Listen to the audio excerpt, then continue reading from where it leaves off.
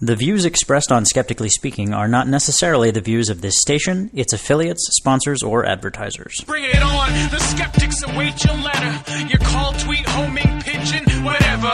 Desiree Shell gonna raise a little hell, metaphorically that is. 'Cause we're skeptically speaking.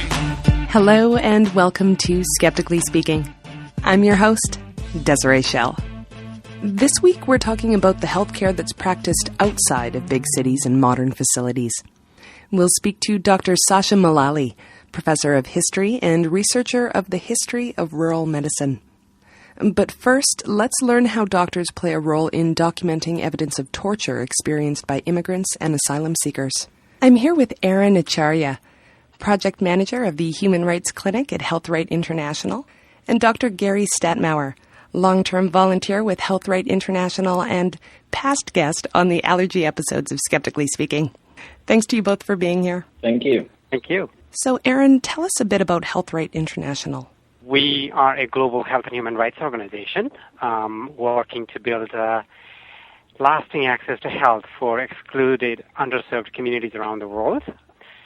We work with local partners in a number of countries around the world on 4 different issues. HIV, AIDS, TB, and malaria is one. We work on women's health. We work with orphans and other at-risk children and youth. And here at home in the U.S., we work with survivors of human rights violations. And currently we are active in Nepal, Kenya, Vietnam, Ukraine, Russia, and the United States. But before we have worked so far in about 30 different countries. So we train a lot of community providers. So we build capacity of the local population to provide services to people who are in need. So HealthRight established the Human Rights Clinic in New York in 1993. Now, what happens there? In 1993, there was this huge crisis at Guantanamo Bay where a lot of Haitian immigrants were trying to make it to the U.S., so the U.S. government was not allowing them to come in because many of them were HIV positive, and then a group of doctors from Doctors of the World, which was our name back then, went down there, provided evaluations, came back here, became expert witnesses in immigration court, a federal circuit court, which eventually ordered the U.S. government to allow those people to come into the country. And then later on, this group of doctors realized that there was a huge need for similar kind of services right here in New York, where people needed forensic affidavits, evaluations of both medical, mental health, when they were applying for immigration relief here. So they started doing this sporadic interviews and providing evaluations, but eventually they figured out that this was not something that could last, and it was not enough. So Doctors of the World, Montefiore Medical Center, and the North Central Bronx Hospital up in the Bronx collaborated to create the Human Rights Clinic back in 1993 as a residency program in the Department of Social Medicine. So we have a small component that still continues to do the work that was started back then.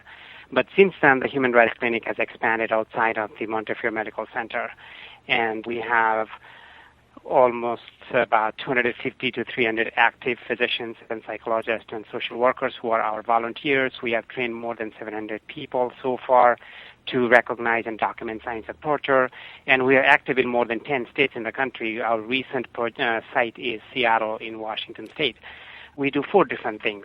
First, we train physicians, psychologists, and social workers to recognize and document signs of torture in people who are applying for immigration relief here in the U.S. And then we train them to write effective affidavits. We have a mentoring system where senior volunteers mentor the incoming new volunteers to do these evaluations. So that's one component of the work, so the training part. The second component, the bigger component actually, is actually doing the work. So we coordinate the evaluations between doctors, attorneys, psychologists, social workers, and clients themselves. And we coordinate about 400 to 450 evaluations each year. The third part is that a lot of these people who are coming here, because they have been tortured, they have medical issues, mental health issues, and like any other immigrant, they do not have any support system in the community. So they need social services, they need help with housing, they need help with clothing. So what we do is we try to connect our clients after the evaluation to medical care, mental health care, and social support. So that's a third component of the work we do. And then the fourth component that we recently have started is what we call the Community Awareness Initiative. We have this 1-hour short trainings about torture survivors and their needs that we provide to local providers. For example, we would go to a hospital or we would go to a clinic.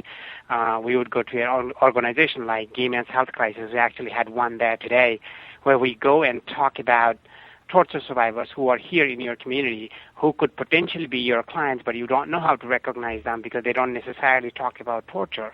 So we teach people through short trainings to recognize torture survivors in that patient population. So how would a healthcare provider's experience be different working with a torture survivor? What kinds of things would they need to be prepared for? One of the primary things that they should know is that this is a special group of people. They're very vulnerable. They have been tortured by people they know back home.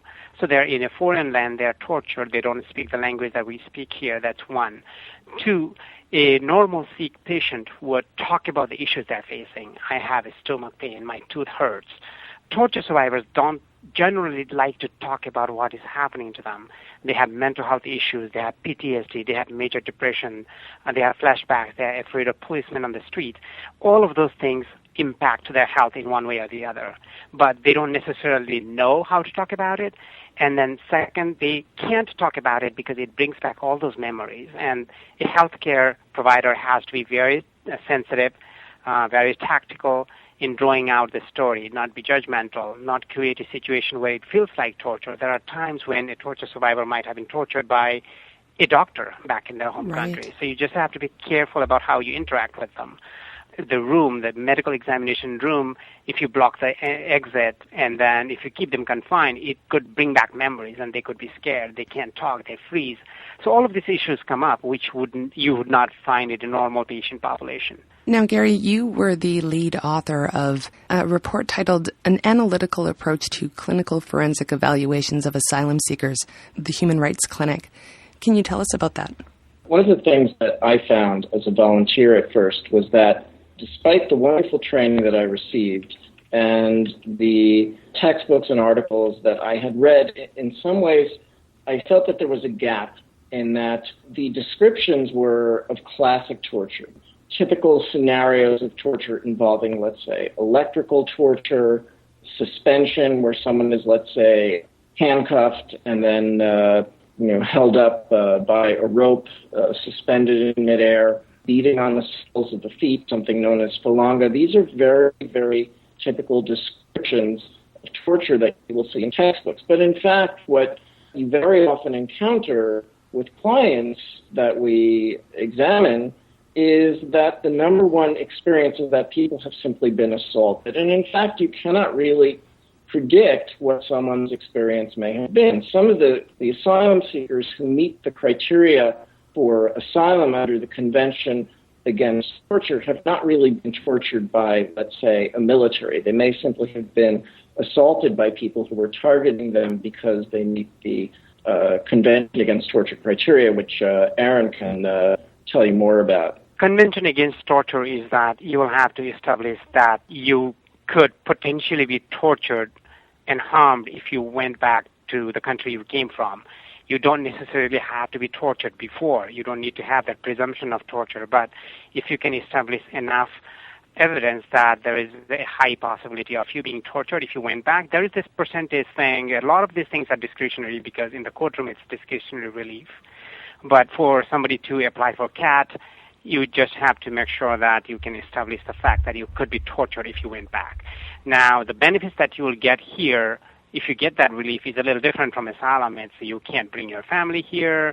It's not a permanent thing. You are not put on a path to citizenship. You can just be here, and then you can work until situations in back home change. And then you will be deported and you will have to go back. One of the things that you do in the clinic, as you said, is actually evaluate these kind of cases. And there's a number of cases that you write about in the report, and they're all horrific. So basically in these evaluations, you have to try to figure out if someone's injuries occurred the way that they said they did. Is that correct? Well, that's part of it. With any patient in medicine, you take a history and you do a physical. And although these people are not our patients, we're not treating them, these are clients, but the approach is the same. You take the history, what happened to you, how did it happen, and you try to match it up with the physical examination. And if the pieces fit together just right, then sometimes the photograph tells the story for you. And there are cases in which someone was burned with an object, and you can really tell that the object was of the shape or diameter that they say it was based on the scar findings, or in fact that they said they were burned with hot iron, and in fact you can see a virtual tattoo of the tip of the hot iron on one of the clients. It's like a little cross. And so this kind of thing lends credibility to their account. And that's really what we talk about when we talk about the assessment has to speak to some degree about the client's consistency and credibility. And, I think that this is the perfect venue to discuss this because, in fact, I looked through the article earlier today and I knew somewhere in here I would find the word skeptical. And there it was. And the part that is skeptical, though, is that the government attorneys or those who are interviewing clients are skeptical of their stories. And some of this is understandable because, in fact, they see an enormous number of people who are desperate to come to the United States, and frankly, not all of them tell the truth. And so our role is to try to provide something objective, that this is not a story that someone could have made up.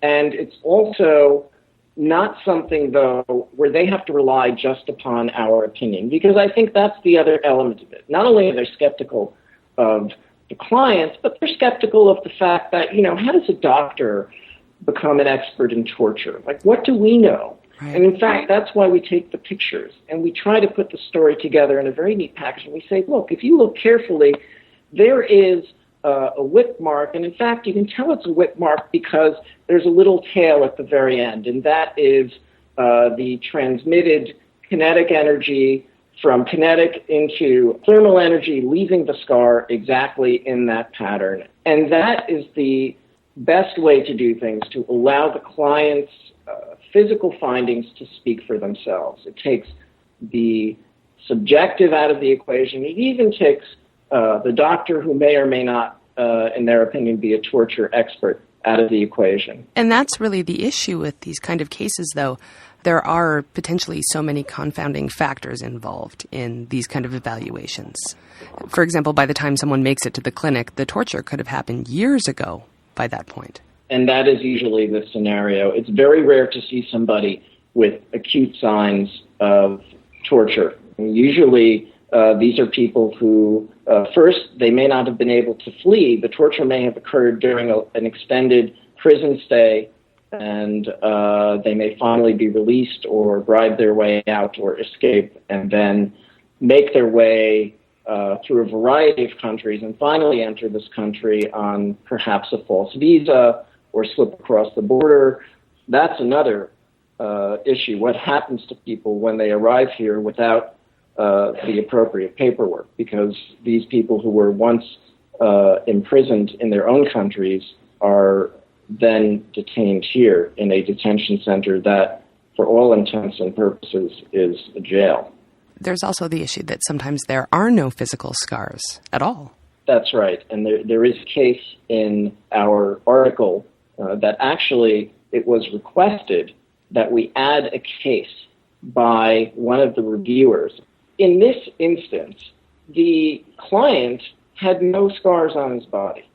However, he told a tale which was so dramatic and so detailed that I was convinced that the only way that someone could conjure this is if they had actually experienced. And his story was that he was a man from Bangladesh who had been assaulted, and he was tied to a tree with his back to the tree, bound by hand and foot. But additionally, there were ropes around his neck, and there was one rope above his larynx and one rope below his larynx.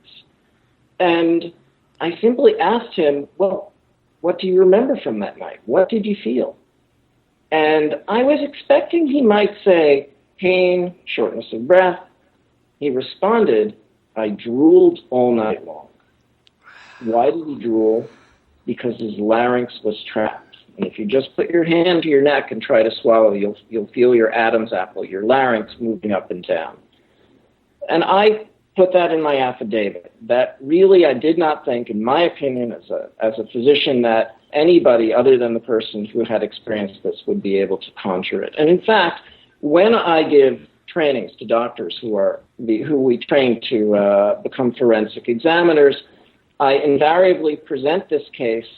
I ask around the room, what do you think this person felt? Only twice have our trainees come up with the correct answer.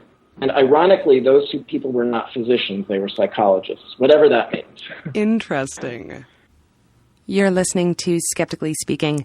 I'm talking to Aaron Acharya, project manager of the Human Rights Clinic at HealthRight International, and volunteer doctor Gary Stadtmauer. So what about refugees that don't go to New York? How is the evaluation process different for something like this when it's being done by someone who isn't trained in how to look for evidence of torture? Very, very few people get to our clinic. Very few of those who need these services. All of the people, the clients that come to us, torture survivors who come to us, come through their attorney's offices. So first they will come here somehow to this country, and then they will have to figure out how they are going to sustain themselves when they are going through this legal processes. They will have to find a community, and then eventually they will have to find an attorney, a legal representative, to do their case for them. And then when the lawyer gets their case, and then if the client is able to tell them that he or she has scars or has mental problems or has been tortured before, and then the attorneys will refer them to us. Very, very few people get attorneys, so they don't even get through that first step. So it's a very small number of people who can actually make it to us. Most of the time when clients contact us, we are able to provide the services or are able to refer them out to some of our partners in the local areas where we are not active. We rarely have to say no to clients who actually fit into our funding criteria that's required. So we do provide the treatment, care and the evaluations to those who get to us. But the concern is that there is a huge number of people who don't get to us. And there are some attorneys who don't know about us, but they know that they will need an evaluation. So sometimes they try to get it from private providers. One, it's very, very expensive to get those things. Two, the doctors are not trained. The psychologists are not trained in writing affidavits. So they basically write a forensic report as they would do a clinical report. Right. And that may not be essentially a good document for the court if the attorney is not a good person, good at helping the doctor and the psychologist write it. So they're not trained. That's something they don't know. The other thing they would not know is they don't know the asylum laws. They don't know what the judge would be looking for. They don't know what the asylum officer would be looking for. There will be inconsistencies within the affidavit if you don't have a clear eye for those kind of things. If the attorneys don't do a good enough job of reviewing those, then the affidavit is not good enough. With the Human Rights Clinic here, the staff will review the affidavit the doctors provide. If the doctor is new, then a senior mentor will review those affidavits before they even get to the Human Rights Clinic. And then we review it. And then the client's attorney will actually at least have a one look at it. So there are a few people who are reviewing your affidavit, making sure that you are not overstepping your boundaries, making sure that you are covering all of your steps. So those things are not available in the community. So that's tough. The second part of it is that those who don't come to New York, for example, the Human Rights Clinic is active down in D.C. metro area. We have operations in Phoenix, Bay Area, and Seattle. But there are places in the country where there is a huge immigrant population, and then there are many asylum seekers, but there are no torture treatment centers, and there are no providers who are trained. For example, Washington State does not have a single torture treatment center. There are about 17 to 20 funded treatment centers around the whole country, and in places like Texas, which has a huge immigrant population, there is no one. In Phoenix, Arizona, all of Arizona, there was no one until the International Rescue Committee started a small torture treatment program a year ago. So it's tough. There are no resources. People have a very hard time to come by these things. And just to be clear, if the person who's doing the evaluation doesn't find evidence, a refugee could be deported. Not always. The attorney is supposed to be putting together a huge packet of evidence. So they will have country conditions experts about human rights situation back in the country when the client was tortured, and now there are other experts. The client himself is an expert. There are other witnesses like character witnesses. There are people like situation witnesses. So our affidavits are critical, but they are a small component of a big case. So the attorney is pretty much putting together the whole play, and then our volunteers provide critical evidence. Sometimes our volunteers' affidavits are the only evidence they have, so that's when it becomes very critical. Sometimes their affidavit supplements and corroborates what the client is saying. They may sometimes have medical records from back home. A judge does not know how to read them, so our volunteers include those things into their report. So sometimes our volunteers provide extremely critical evidence without which there is a possibility that the client could be deported. Sometimes they will corroborate the evidence they already have. Lately, there have been situations where the judge from an immigration court would tell an attorney, go and get a physical affidavit, go and get a mental health affidavit from HealthRight. So attorneys come back from the courtroom. So in those cases, the judge is actually really looking for what our volunteers have to say about it. So that could affect the decision whether they are granted or asylum or whether they are deported. That affidavit could actually make a difference there. And how many people have been through the Human Rights Clinic? So far, we have seen more than 3,500 clients in the last almost 15 to 18 years. As of now, we are seeing about 420, 450 clients a year. You guys are amazing. Thanks very much for being here. Thank you. Thank you. And you can read about the work of HealthRight International at healthright.org or at the link on our website at skepticallyspeaking.com. And we'll be right back with an interview on rural medicine after this.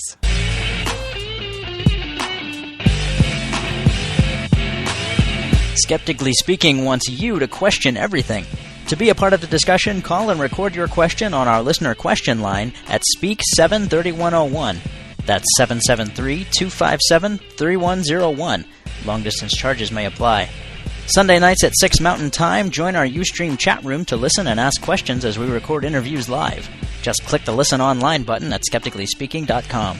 You can also email your questions and comments to live@skepticallyspeaking.com, or if you're on Twitter, tweet us at Skeptical Radio.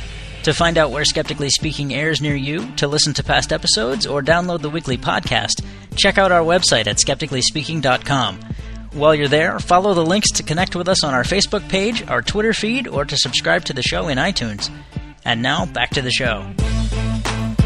My guest today is Dr. Sasha Mullally, professor in the Department of History at the University of New Brunswick. Her research investigates the social history of rural medicine and medical practices in Canada and the U.S. She's published articles in the Journal of Canadian Studies, the International Journal of Heritage Studies, and she's currently working on her first book, Unpacking the Black Bag. Welcome to the show. Thank you, Desiree. I'm delighted to be here. So the social history of rural medicine, now that sounds very specific. How did you decide on that as the focus of your work? Well, Desiree, I grew up in small-town Prince Edward Island, and I grew up in a particular context where oral history was a very important part of community life. And there were all of these tall tales associated with a local country doctor. His name was Dr. Gus MacDonald. Gus is short for Augustine. And he was locally famous as sort of a character, but also someone who was very much a part of the firmament of small town life, someone whose medical practice was varied and it was interesting. And he actually has a famous story associated with him. He sewed a pair of feet back on a young boy who had his feet cut off in a threshing accident. This would have been around 1908. And because of this successful surgery and because of all sorts of other things that he accomplished over his career, and because of the fact that he stayed in my small town his entire life and his entire career, he really became a very important person locally. And so I suppose I started graduate school in the mid-90s, and I was kind of feeling around for a topic that I thought would be interesting, would speak to sort of the social history of medicine and health, which was a field that I was interested in. And I kept coming back to this story of Dr. Gus, and this led to this led to a deep interest in the sort of grassroots small town stories about country doctors like him that I could collect across Canada and the U.S. So when you say small town, we are talking about rural, or does rural mean something else in your study? Well, rural has to be defined, I guess, in the context of the day. When I say small town, I mean rural. I grew up in it would really be called a village by most people's estimation, I think, in North America. There are about 2,000 or 3,000 people in Surrey, Prince Edward Island, my hometown. And that town is the basis of a big sort of rural area in eastern Prince Edward Island. And so when I seek out stories like this elsewhere, I look for similar contexts. I look for physicians who simply call themselves country doctors. I look for individuals who practice in what we would think of as remote regions of Canada. But I focus, I should say at the outset, that because I'm from maritime Canada, I have focused a lot of my research on the Maritimes and northern New England, which is where I've collected, simply because this is where I live, some of the richest stories about rural medicine in the early 20th century. Now, you say that health and location are interrelated. I do. I think that place is a very important category of analysis if you want to understand not just how medicine is going to be delivered, but what kind of specific challenges will be faced by healthcare by practitioners in any given field.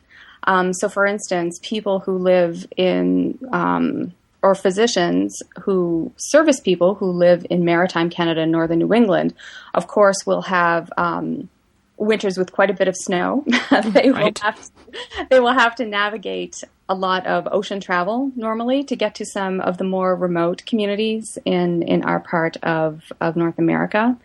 The socioeconomic status of people and their class background will play a very important role in determining how the physician will be required to manage his or her economy and his or her practice in these contexts. So you have to sort of think about the landscape. You have to think about the geography. You have to think about the weather. You have to think about what people do for a living.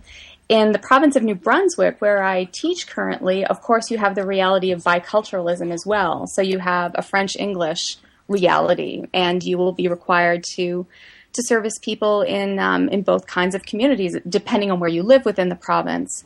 So that's what I mean when I say place is very important in the delivery of healthcare services. And doctors in rural areas really do have to be generalists, don't they? They do. Now, I look specifically at physicians who practiced, quote unquote, before the age of miracles.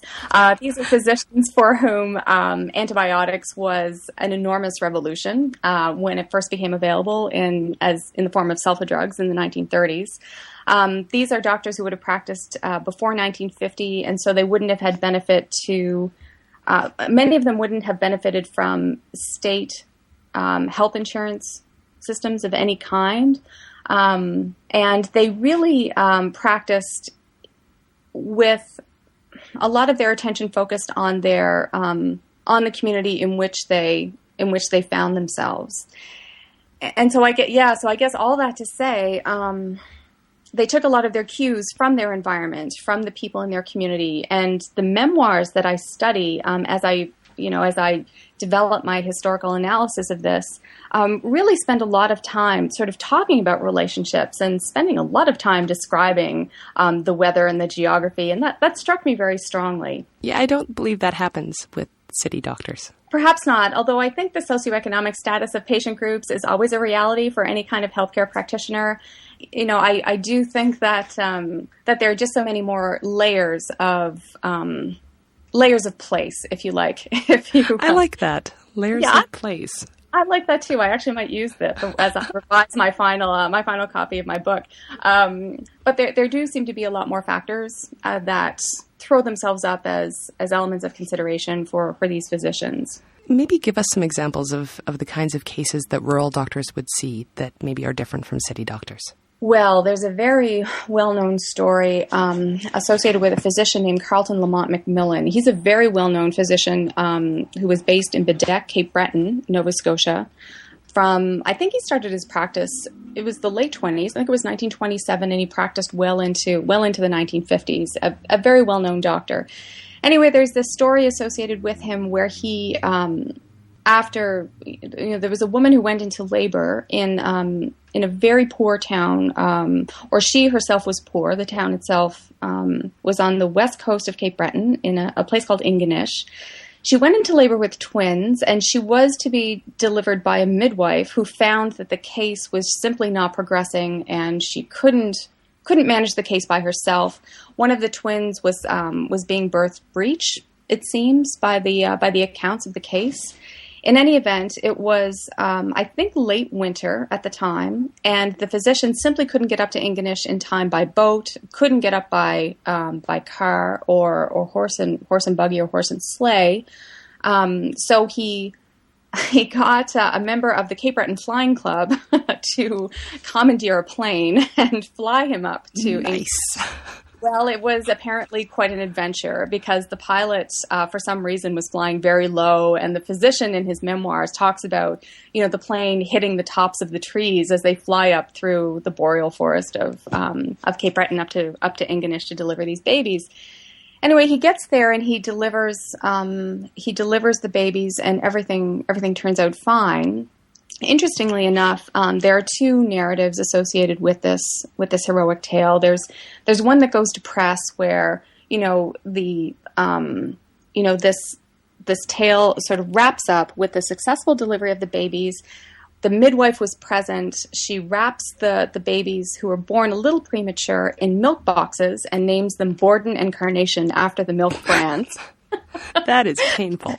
And then everything is lovely. However, in the physician's more candid personal notes, which as a historian you are obliged to read and read very carefully, you learn that the babies don't survive. You learn that the physician, to his chagrin, finds himself out of pocket for this heroic flight up north, despite the fact that it was extremely uncomfortable and he felt like he was going to fly out of the plane himself at any minute. And you learn that the mother, who was apparently a ward of the town, or she was receiving some kind of relief from the town of Ingonish, was unable to get from the community sort of any real compensation for the physician for this protracted sort of service that he delivered. And you learn that this was part and parcel of what he was expected to provide for communities like this one and for women like this in rural Cape Breton. So I guess that is a good example of the ways in which geography, weather, socioeconomic status can come together to create a particular kind of environment and a particular set of challenges for physicians like him. Not that he experienced this every day, but certainly his career and the career of doctors like him were peppered with these kinds of episodes that I think can be very telling when you want to understand the contours of rural medicine, before 1950 especially. See, this leads me to ask, though, about the quality of care that people are receiving in rural areas compared to larger towns. Well, certainly at the time, the way that his memoirs are framed for publication, and this is not something the physician had control over himself, I should add, because I've looked at the stories that he created, for instance, and how the stories that physicians like him have created, and then what is ultimately packaged and sold to us as sort of heroic country doctor tales. They can often be quite divergent in what the messages that they're trying to convey. And often when you hear stories about country doctors, or you think of these avuncular senior male physicians who become part of small town life and have birthed all the babies in a community for 20 years. I mean, you have this sense of someone who is up to any challenge. You have a sense, and they are often depicted as people who are simply so wise and so schooled in a sort of horse sense brand of medicine. Right. They have seen so much, and they are such polymaths, I guess, in their profession that they can be relied upon to deliver some kind of quality of care no matter what happens. Actually, in their own narratives of practice, physicians express deep dismay with the conditions that they are forced to deal with and some of the challenges that they are forced to contend with over the course of their lives and careers. Certainly the story that I've mentioned about Dr. McMillan flying up to Ingonish, this is a lovely story, but he's also the kind of physician who celebrated every mile of hard surface road that was paved in Cape Breton over the course of his career. He didn't wish to, have to fly places in inclement weather, and a lot of these doctors who I've studied, they become a part of community endeavors to build small rural hospitals to try and offset some of the access to healthcare issues that become an endemic part of the practices that that they're part of. Yeah. We have a question from Jean. There seems to be a widespread societal distrust of doctors. Are rural doctors in the same boat, or are they given more credibility in smaller communities?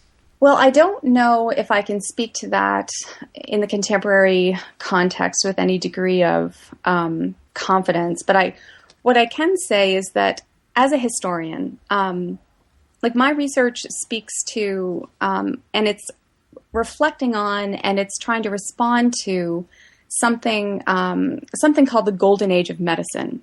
It's this construct, or this idea that physicians who practice before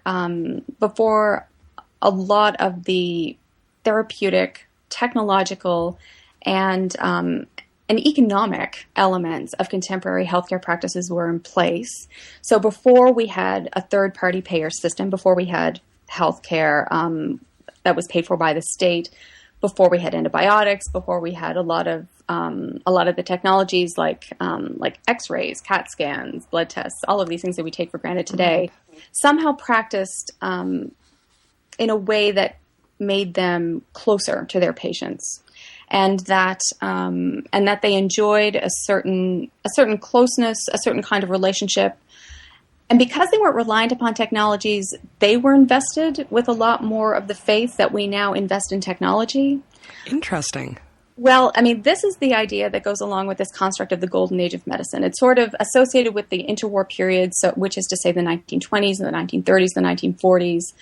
Sort of before the economies of medicine become so vast and complex, there's this point at which doctors get a lot of cultural capital, and they get a lot of, they're the most admired sort of profession in North America. I find this actually to be extremely, I find this to be a rather problematic assessment. I don't entirely buy it. I think that we've always been very healthily skeptical of professionals who come into our midst sort of promising to deliver services, et cetera. And I think there's a lot of nostalgia, and perhaps politicized nostalgia, at play in the social construction of these country doctor archetypes, especially when they're depicted as larger-than-life characters who are capable of all these wonderful things, when they're sort of defined as heroic individuals. These are not depictions that they themselves often cultivate, but that's sort of foisted on them, perhaps in response to community anxieties about these real problems with access to care, in sort of response to the realities of like not having enough money, not having enough access to services. Maybe there's a tendency to put more faith in the individual who eventually will show up in an airplane and deliver the babies. I'm not sure about the psychological process there, but there does seem to be a link. But I do think that in retrospect, there is this very interesting tendency in North America to look at this particular kind of rural doctor, a country doctor, and invest them with all sorts of qualities and capacities that, and that's an interesting process in and of itself. And as a historian, I think part of my job is to unpack the black bag. Right. But then also to draw attention to what I believe to be the real qualities that allow this to happen. Sort of the more mundane qualities, like the altruism that is really a part of a lot of successful country doctor careers. I think a lot of the extroverted way that they live their lives in communities and in service to communities. There are some very interesting cases of people who were very much sort of people of people of their places and gave their whole lives to place. The ways in which they really did care about relationships as they delivered healthcare over 30 years in a given small town. These are very interesting elements of practice that I think are a way that I think allow or encourage us to invest all these other things. You're listening to Skeptically Speaking, and I'm talking to Dr. Sasha Mullally about the social history of rural medicine. One of the things that I find really interesting about the way that rural doctors practice is something that you call medical pluralism. Can you explain what that means? Right. Well, medical pluralism refers to, in a very basic and general sense, it refers to the ways in which these physicians were forced to act as polymaths, as I said before. They were generally coming into communities as young men where there were a lot of social, cultural, and sometimes therapeutic expectations made of them. And what you find in these narratives is, from my perspective, a surprising degree of accommodation to other kinds of healing traditions, other kinds of practitioners, in ways that you would not expect if you were simply following along with the sort of normal historical understanding of profession building that goes along with sort of 20th century medicine. We have this notion that orthodox medicine, sort of scientific medicine, simply becomes ascendant in the 20th century, and we all sort of buy into scientific medicine in very unproblematic ways. But a lot of the physicians who I've studied, particularly, let's turn our attention to northern New England, sort of on the American side of the border, what we would call sectarian medical practitioners or alternative medical practitioners or complementary medical practitioners. And I'm talking about chiropractors, osteopaths, homeopaths. These people held a place within the medical marketplace of many rural areas of New England well into the 20th century. And in fact, osteopathy remains a very important part of healthcare service delivery and general practice throughout the United States. And so I find that a lot of the country doctors who I study on both sides of the border, but particularly in the U.S., embrace medical pluralism in ways that I found surprising. So they would work with osteopaths.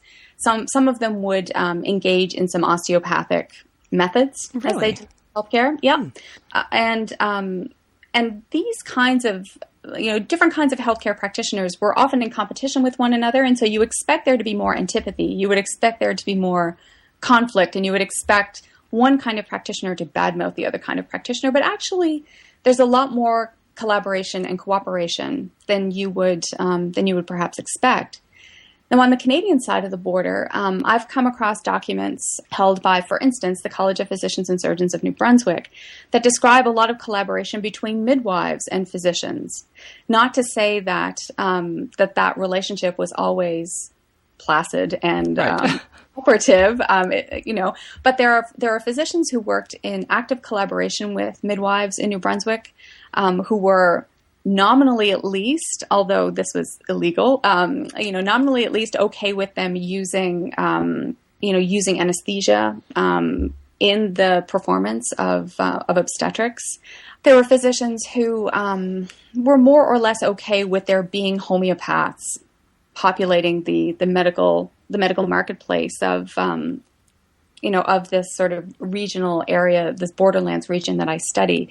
I found this very surprising, and this is what we mean by medical pluralism, and it persists well into the 20th century, I think, to a degree that we're not always aware of or that we don't always appreciate. What do you think the motivation is behind that, to cooperate that closely? Well, I think you simply need to deliver healthcare services to far-flung rural areas. You can't manage it on your own, and you're happy to have help. I think there's also a tendency, if you live in a I don't want to reify sort of stereotypes of rural people as being, kind of get along kind of folks, more so than individuals who live in the city. But if you live in a context where self-help and mutual aid is required of your just your making a living or your survival in some cases, then this is going to create an environment where a collaborative orientation is going to get you further in your career. And people tend to think about relationships in terms of what kind of outcomes will be there in a very long-term framework. So they build relationships and they try and maintain relationships, and that simply benefits them in these kinds of environments. And so I think that translates into interprofessional relationships as well. I find this especially interesting, actually, because from what I understand and from a lot of the shows that we've done here on Skeptically Speaking, some traditional medical practices, they don't work, is the thing. And of course, that's why we do have modern scientific medicine. So how do doctors integrate practices that aren't effective, but that the patients still put a lot of stock in? Well, this brings to mind an interesting story from the South Shore of Nova Scotia. There's a whole family of physicians. Their last name is Farish, and they've left behind all of these documents that I've been through. They practiced out of Yarmouth, which is sort of on one of the southernmost towns in Nova Scotia. There was one of the elder Farish physicians talks about these patients who just kind of arrive every spring, demanding to be bled. So they get what they described as spring feelings of restlessness and agitation. And they presented themselves at the physician's door wanting, looking for phlebotomy. They simply want their system sort of cleansed. and bleeding was a part of it. And the physician simply accommodated them because this was societal expectation. He didn't think it did any harm. And the Hippocratic Oath starts with, first of all, do no harm. And for some reason, this physician also approached this request with a certain degree of humility. I recall from his narrative. He said that, and who knows if this is placating or offering some kind of therapeutic benefit to the restlessness that is accompanying their experience of spring, who am I to jump in and say that, well, with my superior understanding or training in the face of 20 or 30 of you, I know better as to what you need or what you need to sort of get over, to sort of embrace the sort of spring tonic that the people of this part of Nova Scotia seem to desire. So I think that a clever country doctor, a clever physician who found him or herself in this kind of environment would take a rather eclectic approach to medical practice and would probably not participate in anything that went against their training in a dramatic way, but was very open to the idea that there was more to learn in heaven and earth than what you learned in medical school. And for practitioners who were educated at a certain time, in a certain place, eclecticism was sort of expected, I think, of them in their practices. And that's also something I've noticed. Well, that's interesting. That makes a lot of sense, because when you live in a small town, if you want a certain service, you can't just Google it and find one in your neighborhood. I wonder if there was actually pressure on country doctors to actually follow through with a lot of these kind of practices that maybe science hasn't shown any evidence for at all. Potentially. And sometimes they were put in situations where they felt like acting as the heroic polymath made them feel deeply uncomfortable. I mean, I started this interview by talking about this anecdote of this heroic Prince Edward Island physician who sewed a pair of feet back on. He actually didn't sew the feet back on. They were hanging by the Achilles tendon, and they were almost entirely, the boy was very severely injured, and he did reattach the feet, and the boy did walk again. But in later years, when he was asked about this episode, and he sort of spoke to it to a number of reporters or sort of interested people who, were interested in his life and his practice, he expressed a very deep ambivalence about the decision to attempt the surgery, because I think it would have been safer for him to simply amputate, right, and sort of move ahead with that kind of a protocol. So yeah, there were these kinds of pressures kind of put on rural physicians. Sometimes community expectations would force them into positions where they sometimes acted beyond what they felt would be their appropriate scope of practice. And then oftentimes they were inspired by the fact there was no one else around to kind of move outside a traditional sphere of practice and take on surgical feats, let's say, that would otherwise not be available to them. I don't know. We have a question from the chat room from Barbara. Do you think that rural physicians have developed better diagnostic skills because their access to diagnostic equipment and resources is limited?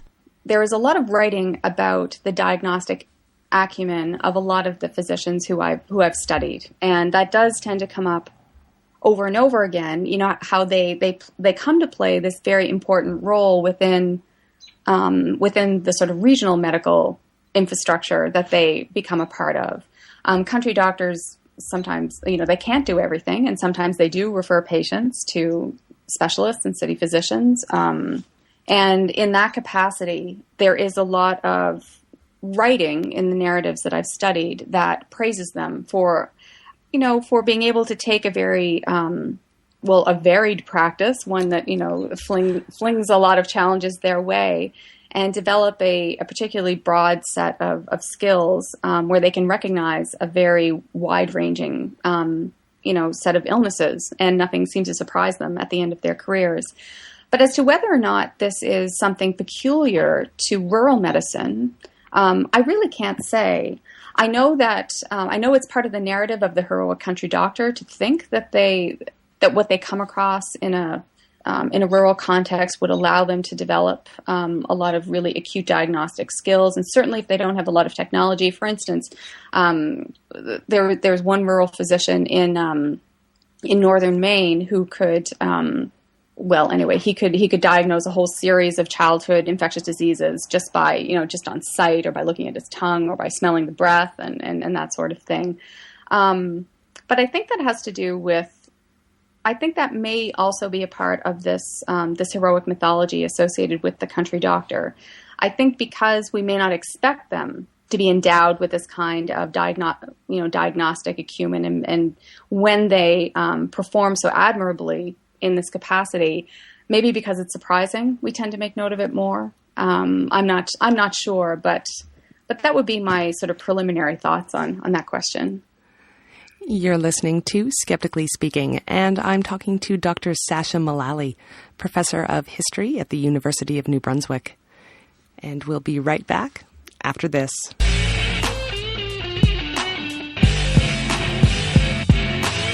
On the next episode of Skeptically Speaking, it's an hour with Daniel Loxton, editor of Junior Skeptic and author of Evolution, How We and All Living Things Came to Be. Daniel returns to the show to share The Reasonableness of Weird Things, his keynote address from LogicCon 2011. Join us for the complete presentation and an exclusive interview about the science communicators who inspired it. That's next week on Skeptically Speaking on your local radio station or online at skepticallyspeaking.com. Welcome back to Skeptically Speaking. I'm your host, Desiree Schell. I'm discussing rural medicine with Dr. Sasha Mullally, Professor of History at the University of New Brunswick. Her research focuses on the social history of rural medicine and medical practices in Canada and the United States. Now, Sasha, your current research investigates the role of women doctors in rural healthcare in Nova Scotia and Massachusetts? That's right. It's a new project that I began just over a year ago. Why would you narrow your focus to just women doctors? Well, one of the things that I found very difficult with my first book project was I simply couldn't accept the fact that there seemed to be so few rural women physicians in this region that I studied. Certainly you could see the names of female physicians in physician registries, but it was very frustrating to come up empty-handed every time I would go into an archive or I would go into some kind of museum, sort of looking for narratives of rural medicine that involved women doctors. They just didn't seem to be extant. I couldn't find the degree of literature or the rich kinds of literature that I was finding about all the men who practice medicine, and I was finding at the same time a lot of biographies from Western Canada, from the southern United States. Other regions in North America seem to produce a lot of interesting, charismatic female physicians who practiced in rural areas and wrote these interesting sort of memoirs, but not in my region. At the very end of my research, when this book was still a PhD dissertation, I did finally find a narrative that was produced by a woman from Western Massachusetts, this very sort of rural area of Western Mass. Her name was Mary Felinda Dole, so I incorporate her into my book. But I became intrigued with her, and what I discovered was a small cluster of women doctors who practiced in rural Franklin County, Massachusetts. At the same time, Desiree, I was doing some research in Nova Scotia, and I was looking through this publication that came out on women graduates of Dalhousie Medical School. It's called Petticoat Doctors. It came out in 1990. It's a lovely sort of biographical sketch of the first 25 years of women graduates of Dal. And what I noted is that a lot of the women who graduated from Dalhousie University, they had very defined career trajectories. They either went into a specialty, they went to a different region of North America, mainly to Western Canada. When I looked through the biographies looking for country doctors, I could only find 5 or 6. They all had names that are associated with a community called the Foreign Protestants of the South Shore. These are people of German descent who live in and around Lunenburg. And I thought, well, now this is interesting. At the same time I was discovering this little cluster of women doctors in Western Massachusetts, it seems like I was finding a similar little cluster in the South Shore of Nova Scotia. And I thought, well, this is a phenomenon that requires study.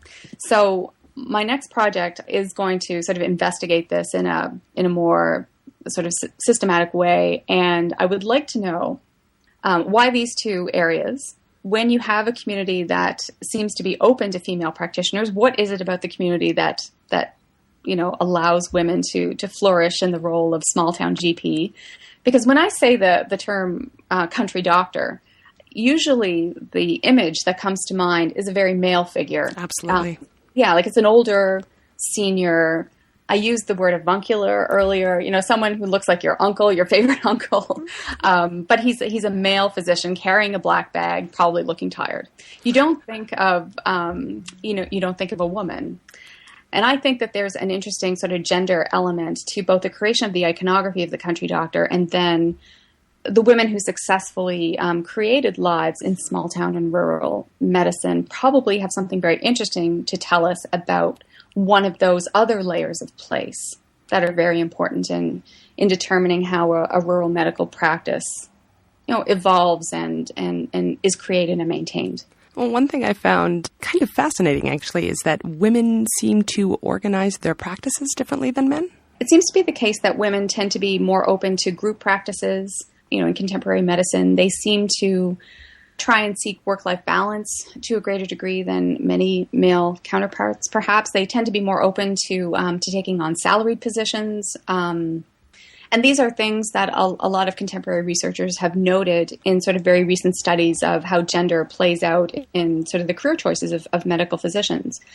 For the pre-Medicare generation of doctors, especially sort of small-town rural doctors, I'm interested to see if this is indeed the case. At first glance, it does seem as though at least 3 of the physicians who have managed to get a bit of biographical data about in Nova Scotia do seem to practice with husbands, or they seem to practice in tandem with senior male physicians in the region that they find themselves. This also seems to be the case in Franklin County, Massachusetts.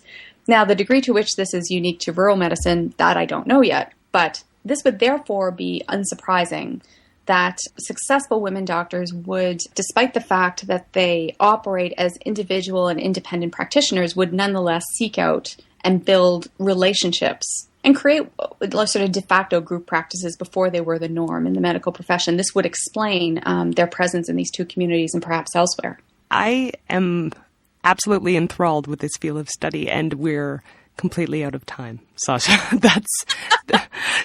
Okay. Damn it. Thank you so much for being here. Thanks for inviting me, Desiree. I was delighted to get the invitation. You can find Dr. Sasha Mullally at the link on our website at skepticallyspeaking.com. While you're there, why not click the links to Twitter, to Facebook, and to iTunes, where you can listen to past episodes, subscribe to this show, or leave a review. Thanks for listening, and we'll see you next week on Skeptically Speaking. Bring it on, the skeptics await your letter. Your call, tweet, homing, pigeon, whatever.